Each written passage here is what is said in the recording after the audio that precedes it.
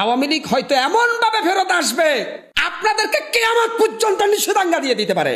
হাল পাইরেন না বড় ভাইরা, আওয়ামী লীগ আজকে নিষিদ্ধ করেছেন, আওয়ামী লীগ নিষিদ্ধ দল হয়ে গেছে, কিন্তু আপনারা যদি চেঙ্গিস খানের মতো রাজনীতি করেন তাহলে আপনাদের মতো লোকেরাই আবার আওয়ামী লীগকে ফিরিয়ে আনবে। ভাই আজকে যারা তালি দিচ্ছেন আওয়ামী লীগ নিষিদ্ধ হয়েছে, আওয়ামী লীগ বাদ হয়ে গেছে, বাংলাদেশ 6 ঋতুর দেশ, ঋতু পরিবর্তন হইতে সময় লাগে না।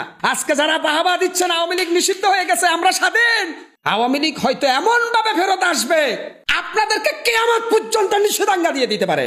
হাল পাইরেন না বড় ভাইরা, আমি কখনো আওয়ামী লীগের পক্ষে কথা বলি না, আমি সব সময় সত্য বলি। আওয়ামী লীগের যারা অন্যায় করেছে তাদের বিচার হোক, কিন্তু একটা দলকে নিষিদ্ধ করতে গেলে জনগণের মতামত লাগে। কত পার্সেন্ট জনগণ আওয়ামী লীগ নিষিদ্ধ চায় জরিপ করেন।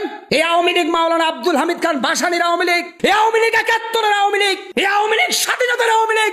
আপনি সে আওয়ামী লীগ রাতারাতি ঘটা করে নিষিদ্ধ করে দিবেন, আপনার পায়ের নিচের মাটি কতটুকু গভীর, আওয়ামী লীগের শিকড় কত গভীরে সেটা আপনি জানেন। আমি কিন্তু আওয়ামী লীগ এখনো করি না, কারণ শেখ হাসিনার উপর আমার রাগ, কিন্তু তারপরেও বলবো ভাই, আরে মানুষ তো শেখ হাসিনার জন্য আওয়ামী লীগ করে না, বিএনপির মির্জা ফখরুলের জন্য বিএনপি করে না, জিয়াউর রহমানের জন্য মানুষ বিএনপি করে, আর আওয়ামী লীগ করে শেখ মুজিবের জন্য। শেখ হাসিনা তার কন্যা, সে চলে গেছে, কিন্তু আপনি যদি শেখ মুজিবের দলকে নিষিদ্ধ করতে যান, আপনি যদি মাওলানা আব্দুল হামিদ খান ভাসানীর দলকে নিষিদ্ধ করতে চান, তাহলে আপনারা কি নতুন স্বৈরাচার হবেন কিনা, এটাও $1 বিলিয়ন প্রশ্ন জাতির।